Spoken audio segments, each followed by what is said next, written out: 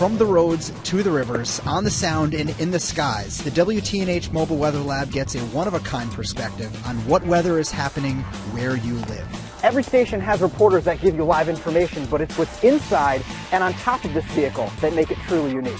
We get weather reports across the state, but there are still holes in the data that need to be filled. And with the tools in this vehicle, we can do just that. Inside Boston Magazine, the article is entitled Incomplete and comes complete with a color-by-numbers diagram of Bob Kraft that's, well, incomplete. It's intercepted by Malcolm Butler. It's been 9 months since the Patriots captured a 4th Super Bowl title. But as author Robert Huber reminds us, the shadow of Deflategate has dogged the team and its owner, Robert Kraft. I've seen a lot of harpsichords that, and pianos that don't feel right. And you can do this sort of thing up to a certain point by rote, maybe, but learning the feel of the thing is different. Here we see a master at work. He's not a virtuoso pianist or composer, but an instrument maker. At the Cape Ann Museum in Gloucester, Massachusetts, a retrospective of the work of Jeremy Adams is on view. The title, fitting of the skilled cabinet maker, is Voicing the Woods. Out of a box or sitting at a table. How about this? Folks wait hours for recipes rich in history. This year's our 90th anniversary. Gary Bamonte is the grandson of Frank Pepe, the godfather of New Haven-style pizza. Pepe came to Connecticut from Italy with only a 6th grade education and sold slices from a pushcart. They're tiny, but they're causing a huge problem. Prescription pills. It's much less obvious than what one would perceive as the street corner drug deal.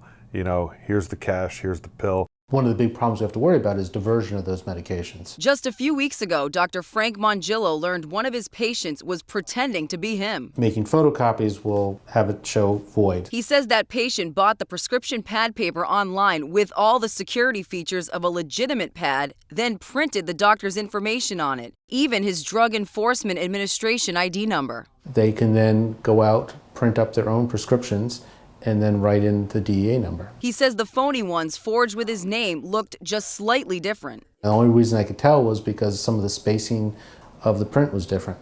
At Apex Pharmacy in Hamden, pharmacist Rick Carbrae says it's common to see fake scripts come in. Pharmacists are also noticing more people doctor shopping, bouncing around from one doctor to another to get more of what they need. They come into my store in Hamden and they're from New Britain. This for a narcotic prescription.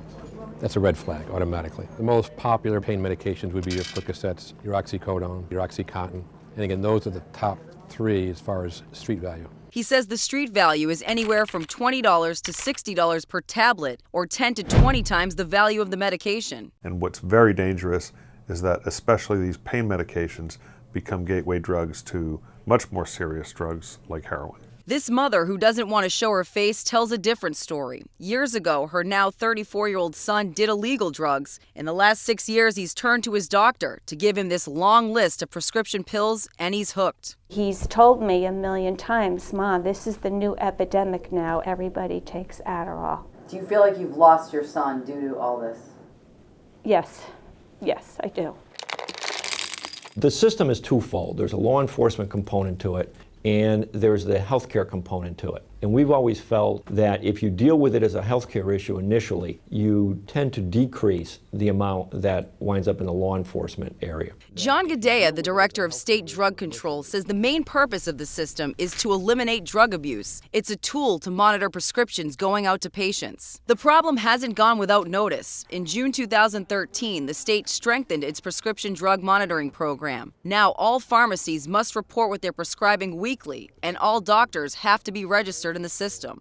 The program has an alert system to report potential abuse. So far this year, there have been about 800 alerts. The doctor got the alert when his pad was used for phony prescriptions. How did you find out? I actually got called by the police. He says that case is still being investigated. For patients coming in asking for narcotics, Dr. Mongillo takes it a step further by telling them they will be drug tested. In this mother's case, she wishes her son's doctor had the same policy. When he's not taking them, he's the greatest guy in the world.